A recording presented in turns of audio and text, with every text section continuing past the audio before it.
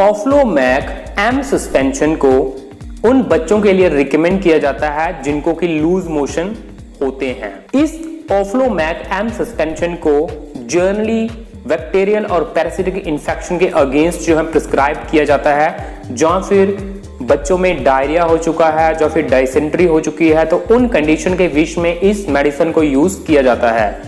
ऑफ्लोमैक M suspension जो है जो एक एंटीबायोटिक है और जिसके बीच में अफ्लॉक्सिन 50 mg और मेट्रोनिडाजोल जो है 100 mg प्रेजेंट होते हैं हैज ए एक्टिव इंग्रेडिएंट्स। तो ये दोनों इंग्रेडिएंट्स जो है इस मेडिसिन के बीच में प्रेजेंट होते हैं और दोनों जो है कंबाइन होके जो है एक तरह से इंफेक्शन को ठीक करने में इंपॉर्टेंट रोल प्ले करते हैं। जो बैक्टीरिया जो है इंफेक्शन को कॉज करते हैं तो उसके डीएनए को एक तरह से जो मेडिसिन जो है डैमेज कर देती है और जिससे कि जो ग्रोथ होती है बैक्टीरिया की वो स्टॉप हो जाती है। ये मेडिसिन जो है इंफेक्शन को फैलने से रोक देती है अगर इंफेक्शन जो है बैक्टीरिया के द्वारा कॉज हो रही है और बैक्टीरिया को रेजिस्टेंट नहीं होने देती है। ऑफ्लोमैक एम सस्पेंशन जो है जो एक एंटीबायोटिक मेडिसिन है और बहुत ही ज्यादा इफेक्टिव होती है बैक्टीरियल और पैरासिटिक इंफेक्शन के अगेंस्ट। बच्चों के बीच में जो है इस मेडिसिन को यूज किया जाता है ट्रीटमेंट करने के लिए अगर उनके टीथ के बीच में अगर इंफेक्शन हो चुकी है, लंग्स के बीच में इंफेक्शन हो चुकी है, गैस्ट्रो इंटेस्टाइनल ट्रैक के बीच में इंफेक्शन हो चुकी है, यूरिनरी ट्रैक या फिर जेनिटल ट्रैक के बीच में इंफेक्शन हो चुकी है, तो उन सब कंडीशंस के लिए जो है डॉक्टर इस मेडिसिन को जो है रिकमेंड करते हैं। तो इस ऑफ्लोमैक एम सस्पेंशन को जो है बच्चों को ओरली जो है देना है आप लोगों को और एक फिक्स्ड टाइम जो है सेट कर लेना है और उसी टाइम के ऊपर रेगुलर देना है। आप लोग जो है इसको खाना खाने से पहले भी खा सकते हैं और खाना खाने के बाद भी जो है यूज कर सकते हैं। तो आप लोगों को पर डे 2 टाइम जो है इस मेडिसिन को जो है बच्चों को देना है। एक बार जो है मॉर्निंग में दे देना है, एक बार जो है इवनिंग में दे देना है। इस मेडिसिन को आप लोग जो है मेजरिंग कैप की मदद से जो है मेजर भी कर सकते हैं जो कि आप लोगों को इसकी बॉटल के साथ जो है मिल जाएगी। तो इस मेडिसिन को यूज करने से पहले आप लोग जो है इसकी बॉटल को अच्छे से शेक कर लें और उसके बाद ही जो है बच्चों को पिलाएं। अगर बच्चों को जो है इस मेडिसिन को यूज करने के बाद जो है वोमिटिंग हो जाती है 30 मिनट के अंदर अंदर, तो आप लोगों को जो है दोबारा से जो भी डोज होगी तो उसको रिपीट कर देना है। लेकिन कभी भी आप लोगों को डबल डोज जो है एक समय पे नहीं देनी है। तो जो डोज होगी किस बच्चे को कितनी डोज आप लोगों को देनी है तो वो चीज जो है उनकी एज के ऊपर डिपेंड करेगी।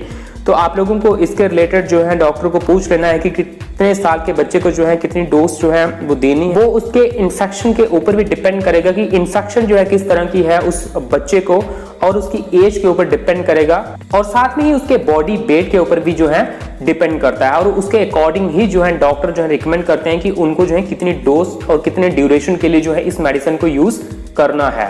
इस मेडिसिन के कुछ माइनर और टेम्परेरी साइड इफेक्ट भी देखे जाते हैं जिनके बीच में नौसिया होना या फिर यूरिन की डिस्कलरेशन हो जाना, वोमिटिंग होना, हेडेक होना, loss of appetite, abdominal cramps आना, माइल्ड स्किन रैशेस आना, वेट लॉस होना, एब्डोमिनल पेन होना, डायरिया।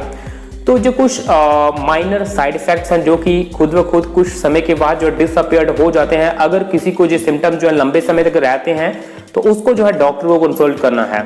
ऑफ्लोमैक एम सस्पेंशन जो है जो एक एंटीबायोटिक मेडिसिन है और जनरली इसको बच्चों के लिए जो है रिकमेंड किया जाता है जिनको कि बैक्टीरियल और पैरासिटिक इंफेक्शन होती है उनको।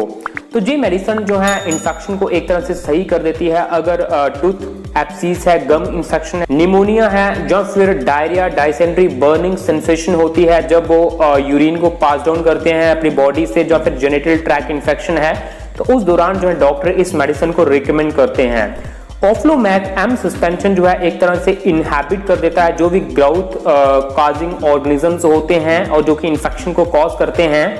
तो आप लोगों को इस मेडिसिन का एक तरह से फुल कोर्स जो है वो करना है जितने टाइम के लिए आप लोगों के डॉक्टर ने आप लोगों को बोला है।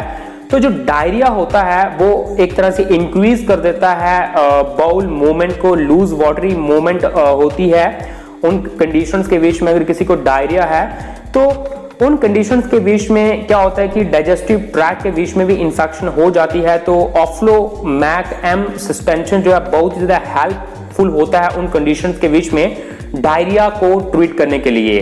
जो भी बैक्टीरिया या फिर पैरासिटिक के द्वारा डायरिया कॉज होगा तो उनको जो है एक तरह से सही कर देता है। तो ये मेडिसिन जो है ये रिलीफ प्रोवाइड करती है अगर किसी को लूज मोशंस हैं, बच्चे को डाइसेंट्री या फिर जो एमीबियोटिक डाइसेंट्री जिसको बोलते हैं, वो एक पैरासिटिक इन्फेक्शन होती है और इंटेस्टाइन्स के बीच में ये कॉज होती है। और मोस्टली जब कोई बच्चा जो है कंटेमिनेटेड फूड को या फिर कंटेमिनेटेड वाटर को यूज करता है तो उस दौरान ये डाइसेंट्री जो है कॉज होती है बच्चों के बीच में। तो इसके कुछ सिम्टम्स है जैसे कि लूज स्टूल्स होना, डायरिया हो जाना, स्टोमक के बीच में क्रैम्प्स आना, स्टोमक पेन होना। ऑफ्लोमैक एम सस्पेंशन जो है एक तरह से हेल्प करता है इन्फेक्शन को ट्रीट करने के लिए और जो एक तरह से पैरासाइट्स को किल कर देता है और आप लोगों को सिम्टम से रिलीफ प्रोवाइड करता है और जो भी इन्फेक्शन होगी तो उसको दोबारा से वैक नहीं होने देता है। तो अगर हम लोग प्राइस की बात करें तो 60 ml की बोतल जो है वो आप लोगों को 57 रुपए की मिल जाएगी। लेकिन जब कभी भी आप लोग किसी भी मेडिसिन को कहीं से भी खरीदें तो उसकी एक्सपायरी डेट को एक बार चेक कर लें और उसके बाद ही जो है उसको परचेज करें। तो इस मेडिसिन को आप लोगों को जो है कोल्ड ड्राई प्लेस में स्टोर करके रखना है और डायरेक्ट सनलाइट जो है इसके ऊपर नहीं पड़नी चाहिए।